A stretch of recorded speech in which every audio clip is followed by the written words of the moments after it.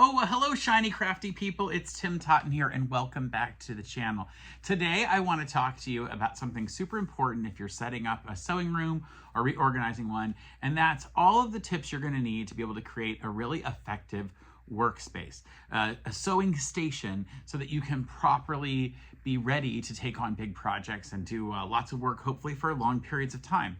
Now, it's important to know that even if you've been sewing for a long time, there are always things you can learn. In fact, I learn things all the time about proper comfort, and that's because I run a studio, a workshop for people who are sewing products for the funeral industry, and I've been doing that for 20 plus years, and now I have people who work for me who all think of different ways that they can be more comfortable and better utilize our space. So here are some tips that I have found.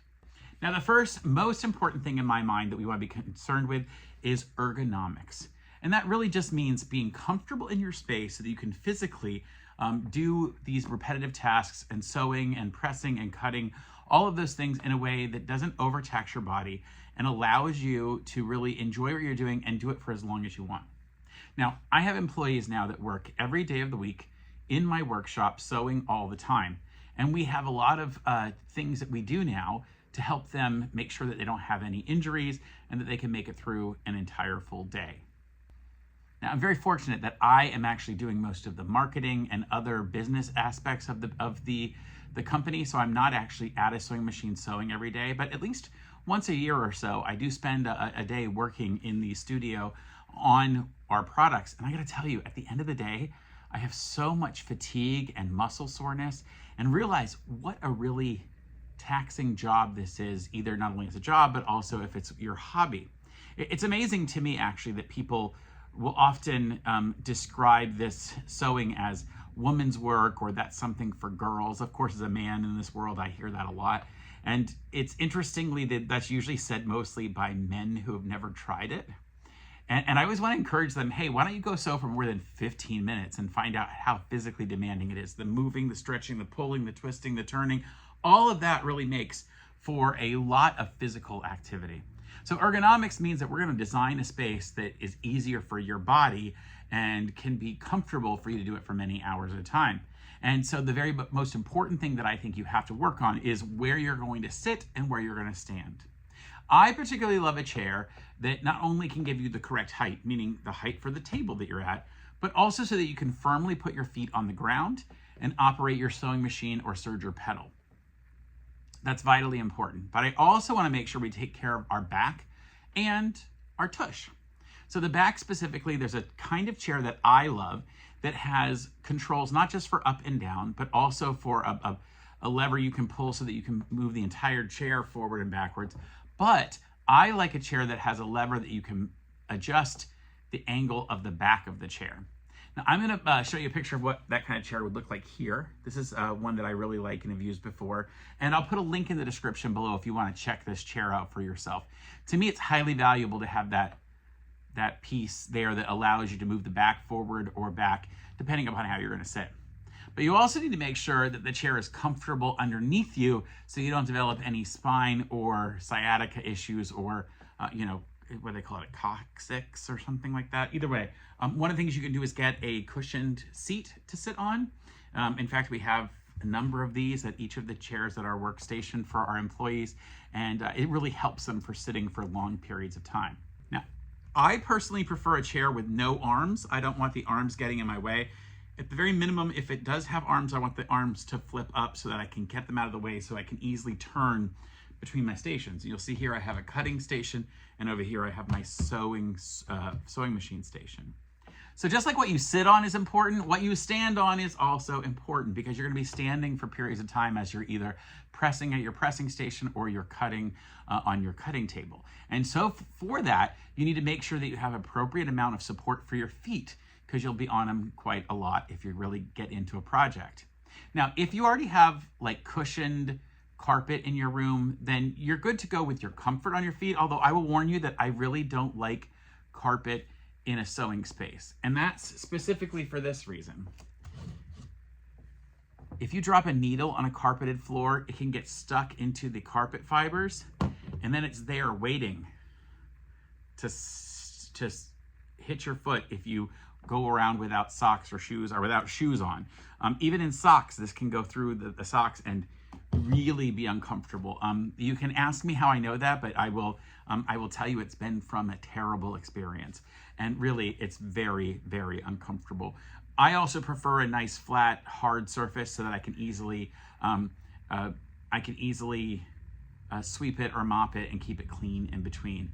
It makes it just a lot easier for me. But so if you don't have a padded floor, which I would encourage you not to have one, then you're going to need something to stand on. Specifically, we're talking about anti-fatigue mats. Now, there are a number of these that are made. They're not a woven item, so they're not like a carpet. They are a thick foam or padding, and they make them as standalone pieces all in one, or you can get them as those interlocking pieces of carpet. Sometimes they're sold as like gym flooring, or you can even buy rolls of it. In fact, if you look at my video, and I'll put it up here, it's called 5 Unexpected Places to Find Fabric. You'll see that at places like Harbor Freight or Rural King or other stores like Lowe's or any other hardware store, they actually sell that for like garage flooring for people who are doing work in a garage and want to have some padding. So that's a really good idea, is to have some kind of flooring. And that's great if you have some place to sit and some place to stand, but you're also going to need a surface that you're working on when you're sitting or standing. And we're talking about your table. Specifically, I want to make sure that your table has an appropriate height. Now, you can buy a sewing table and you can get it at the height that they sell it at, hoping that you are the average person that they designed that for. But the reality is we're all different heights, right? So we want to look at whether or not your table is the right height for you. Now, my kitchen cabinets are at a great height with the countertop, and it's perfect for me. But my son is a good 6 inches taller than I am, and he leans over, and after even 15 minutes of cutting vegetables or something, his back will be just so destroyed. And so he needs something a little taller. So we raise up a cutting board on a little bit higher, raised up, so that he can be a little more comfortable while he's cutting. Same thing for you in your sewing studio. You're going to need to raise those tables if you're taller. And the best way to figure that out is to stand next to tables and figure out what height that you like. You can buy adjustable tables, or you can find lifts and levels to lift those up. Interestingly enough, if you buy like the 4 set of bed lifts at like a major department store or somewhere, I'll put a link in the description below for some of them on Amazon. You could actually raise all 4 legs of your table up a good number of inches, and that would help you to make a bigger, higher table if that's what you need. But better off, get a table that's adjustable, and there are quite a few of them out there. So now that we've covered ergonomics, I want to talk to you about where your sewing machine sits.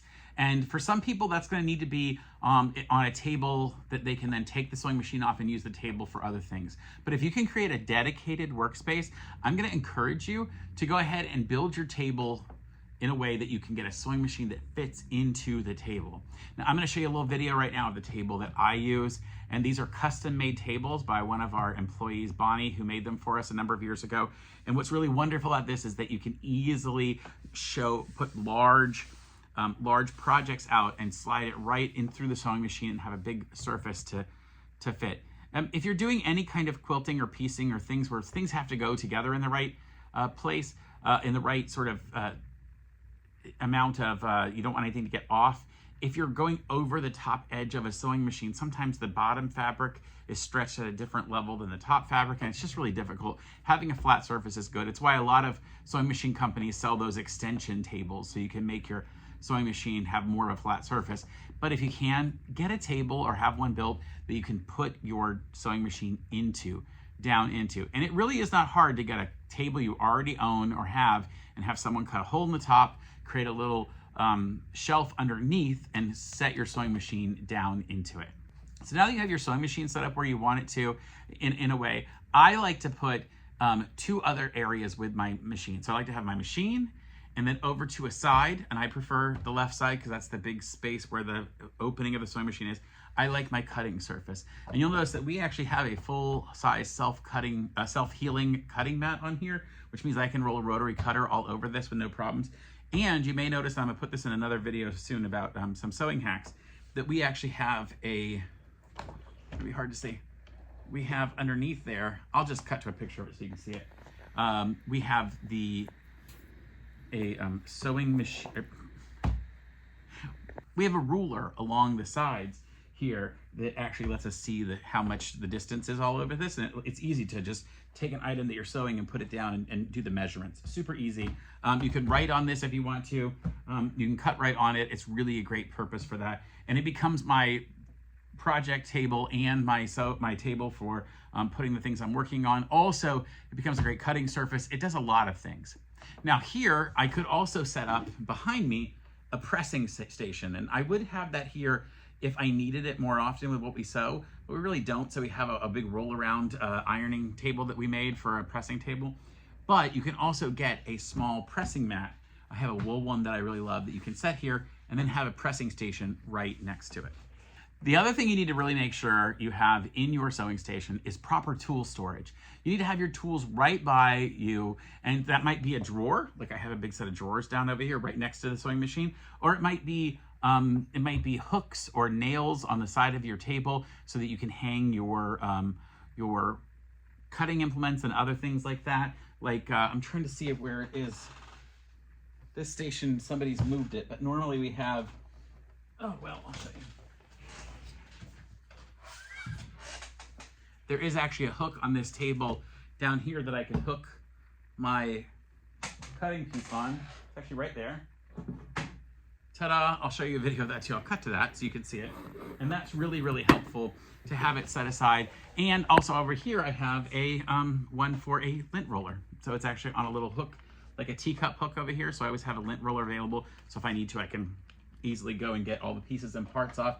And of course, there's things like, you know, buckets of pencils and all sorts of other things because they're right here near the station.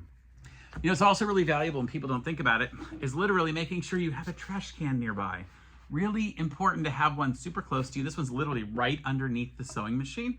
And it sits off to the side a little bit, you know, just to the side of my knee lift on this machine. Now, I don't really like a knee lift, but these machines have it, and my employees really love having a knee lift. So we make sure that every table is set up to accept the knee lift into the machine, and it makes a big difference for them. So we've covered where you're sitting, where you're standing, where you're cutting, where you're pressing, where your tools are going to be.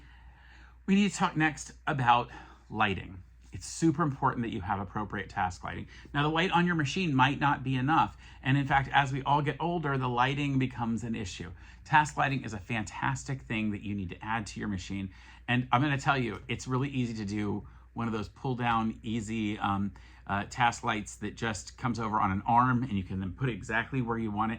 Task lighting is super valuable to me. I don't have my task lighting up right now because I'm actually using it to light me in this shot. It's one of the lights that I put up. So you just would have to, just believe me, there's such a thing as task lighting that's really, really useful to have.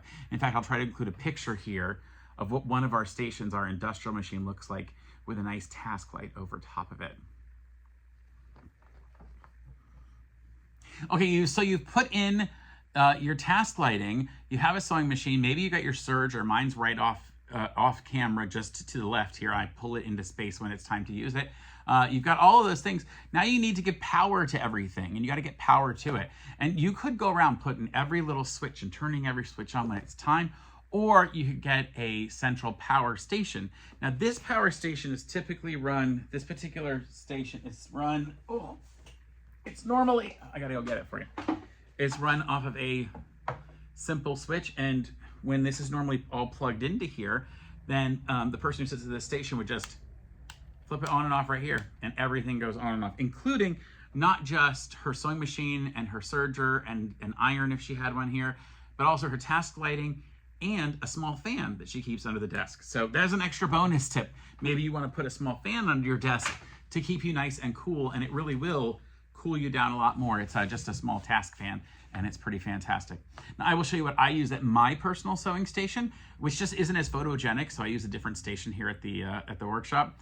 At my station, I use this device, and it's got 4 sides, and there's switches on each one, and you'll see this switch is for the light over here. So if I turn that on and off, you'll see how it can do that. And then I have the other one. Yeah, I love this one because it's got 4 sides. There are 12 particular outlets on it. I would never plug in 12 things at one time because it goes just to one outlet on the wall. So I think this is a little bit of overkill here. But it also has a surge protector in it. And it has 4 USB charging ports, which I'll try to show you now. I'm gonna have to unplug something from it. See 4 of those along that edge, and a USB-C at the bottom, which is pretty impressive. So I use that. I'm actually gonna link that in the description below. Any particular product I may have talked about in this video will be linked in the description below. So that includes the task lighting, that power cube thing that I just showed you, as well as the chair that I talked about, this cushion that we use. It comes with a back cushion too, so that's pretty great. So I'll link that in the description below, just so you have an idea of where to start from. All right, there's one bonus feature that I don't actually use in this station because we tend to do the same thing over and over again, and we're not really designing new things as we sit at these stations. But if I was making a quilt or something else at home, I would almost absolutely have a design wall set up.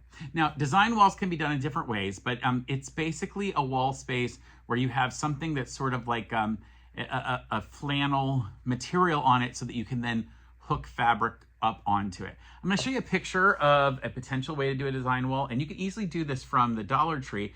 Go buy yourself one of these. We'll switch the picture. One of these flannel-backed tablecloths, and you can just pin that to the wall or tape it to the wall, and then it will grab your fabric. So if you lay a piece of fabric against it, if you're making a quilt, it'll lay it out for you easily, and you can kind of get an idea what that looks like in large scale. This is especially important if you're doing a quilt and you've made a bunch of squares, but you're not sure how you want to line them all up. You can put them all on the design wall and figure it out. That's especially important if you don't have a gigantic table space like some people have. So if you got smaller space, you can put this on your wall and easily do that. You can also make a permanent design wall, which you might make with some different fabric just to be a little more, to hold together a little better. And you could sort of upholster a big piece of 4x8 plywood and upholster it with flannel fabric and put that against your wall. Not only will it sound dead in the wall a little bit, especially if you put some batting in there and some padding, but it'll also give you a nice fabric colored wall, so you won't have to necessarily paint the wall, and then you can easily put things onto it. All right, folks, those are my ideas for how you can improve or create a wonderful sewing station for you to enjoy for years to come. All the things that is going to make you more enjoyable experience as you're sewing or quilting or crafting in your space, making sure that you can put out your best because you are surrounded by things that make your life easier, more comfortable, and just get you down to what you really want to do, which is instead of moving a bunch of stuff around and trying to fight against the elements, to be creative.